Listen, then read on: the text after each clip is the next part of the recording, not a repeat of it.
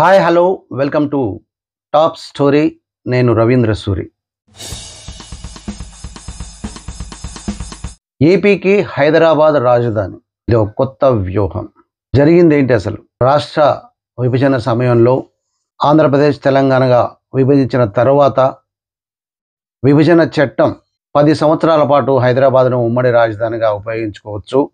ఆ తర్వాత AP separate రాజధాని చేసుకోవాలని చెప్పేసి తీర్పునిచ్చింది. అప్పుడే అంటే జూన్ 2, 24 తోటి 10 సంవత్సరాలు పూర్తవుతాయి.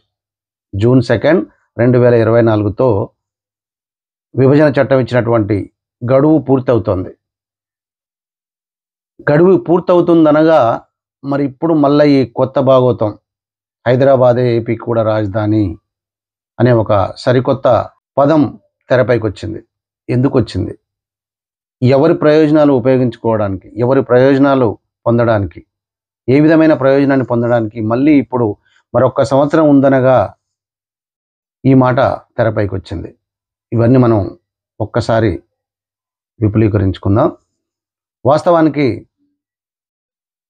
14లో విభజన తర్వాత చంద్రబాబు నాయుడు గారు అమరావతిలో అద్భుతమైన ఒక కలల రాజధానిని నిర్మిస్తానని చెప్పేసి చెప్పాడు. దానికి సంబంధించి అక్కడ ఉన్నటువంటి రైతుల వ్యవసాయ భూమిని సేకరించి అద్భుతమైన ఒక కట్టడాలను, హైకోర్టు కావచ్చు, సెక్రటేరియట్ కావచ్చు, వివిధ పాలనా డివిజన్స్ కావచ్చు, అన్ని రకాలుగా ఒక మంచి డిజైన్ చేసుకొని అద్భుతంగా తీర్చిదిద్దుతానని చెప్పేసి ప్రజలకు మాటిచ్చాడు. అన్నట్టుగానే భూమిని సేకరించాడు. కొన్ని మోడల్స్, తాత్కాలికమైనటువంటి బిల్డింగ్స్ కొన్నిటిని నిర్మించి చూపించాడు. అందులో కొన్ని రోజులు పరిపాలన సాగించారు. ఆ తర్వాత రాజకీయ పరిణామాలు చాలా మారాయి. తర్వాత వచ్చిన ఎలక్షన్లలో అంటే 2019లో జగన్ అధికారంలోకి రావడం, ఆ తర్వాత రాజధాని అనే మాట ఎన్ని డొమికీలు కొట్టుకుంటూ ఎన్ని విధాలుగా రూపాంతరం చెందుతూ వచ్చిందో మనకు తెలుసు. అమరావతి కాదన్నారు, విశాఖపట్నం అన్నారు. విశాఖపట్నంలో రాజధాని పెట్టడం వల్ల మరి వైఎస్ఆర్సీపీకి ఏ రకమైన ప్రయోజనం ఉండదనుకున్నారేమో. అక్కడి నుంచి ఇంకో దగ్గర నుంచి ఇంకో దగ్గర, ఇలా ఒక 3 రాజధానుల పేర్లు తెర మీదకి వచ్చాయి. పోనీ ఆ 3 రాజధానుల్లో ఏదో ఒకటి అయిందా? కాలేదు. పోనీ 3 రాజధానులు అయినా కాలేదు. మరి పరిపాలన అస్తవ్యస్తంగా అయిపోయి ప్రజలను అయోమయంలో పడేసే పరిస్థితి. చిత్తశుద్ధి ఉంటే 5 సంవత్సరాల్లో రాజధాని కాదా? మన పరిపాలనకు మనకు ఒక బిల్డింగ్ ఉండాలి అని రాజకీయ నాయకులు అనుకొని ఉంటే, ముఖ్యమంత్రి అనుకొని ఉంటే ఆనాడు చంద్రబాబు కట్టకపోయేవాడా? ఆ తర్వాత 5 సంవత్సరాలు ఉన్న జగన్ కట్టకపోయేవాడా?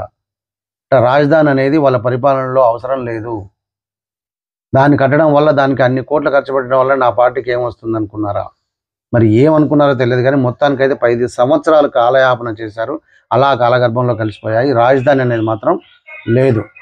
మరి ఇప్పుడు ఎలక్షన్లు మరో 2 నెలలు ఉన్నాయనగా హైదరాబాదే మాకు ఉమ్మడి రాజధానిగా ఉండాలి మరో కొన్ని నెలల పాటు అంటూ నేను కేంద్రాన్ని అడుగుతామంటూ వైసీపీ నాయకులు వైవి సుబ్బారెడ్డి గారు ఒక పదం లేవనెత్తారు. మరి వైవి సుబ్బారెడ్డి గారు ఇప్పుడు ఈ సమయంలో ఈ మాట ఎందుకు అనాల్సి వచ్చింది? ఇది వైవి సుబ్బారెడ్డి గారి మాట లేదా వైఎస్ఆర్సీపీ అధ్యక్షులు జగన్ గారి మాట అనేది మనం ఆలోచించాలి. ఎందుకంటే ఇది ఒక 2 రాష్ట్రాలకు సంబంధించినటువంటి మాటను ఒక లీడరు ఇలా అనడు. ఒక సీఎం అయితేనే అనగలుగుతారు. కాబట్టి సీఎం గారు తన లీడర్తో అనిపించుంటాడు. మరి అలా అనిపించడంలో వాళ్ళకేం ప్రయోజనం? ప్రజలను రాజధాని లేదు అని చెప్పేసి టీడీపీ కానీ జనసేన కానీ ప్రజలను వైసీపీ మీద ఇది ఒక రకమైనటువంటి ప్రచారం జరుగుతుందని భయపడ్డారా? మరి ఏందో తెలియదు కానీ మొత్తానికైతే ఇప్పుడు హైదరాబాదే మాకు రాజధాని కావాలంటూ ఒక కొత్త పాట ఎత్తుకున్నారు. ఇప్పుడు ఈ సమయంలో హైదరాబాద్ను మళ్ళీ ఉమ్మడి రాజధాని చేయడంలో అసలు ఎలా చేస్తారు? చేయడంలో వాళ్ళకు ఒరిగేదేంటి?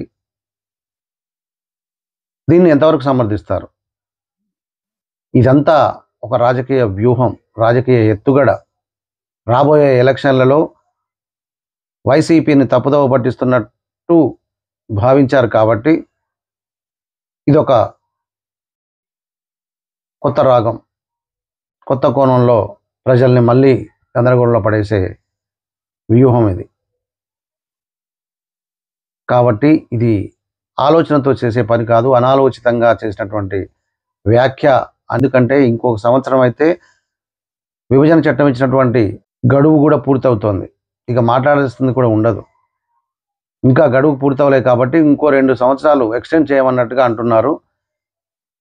మరి దీని మీద పెద్దలు ఏం మాట్లాడతారో, చూస్తున్న ప్రజలు మీరేం మాట్లాడతారో, మీకు దీనిపైన ఎలాంటి అభిప్రాయం ఉన్నా కామెంట్ సెక్షన్లో కామెంట్ చేయండి. మరో మంచి టాపిక్తో మళ్ళీ కలుసుకుందాం. Please do subscribe Namala media. Thank you.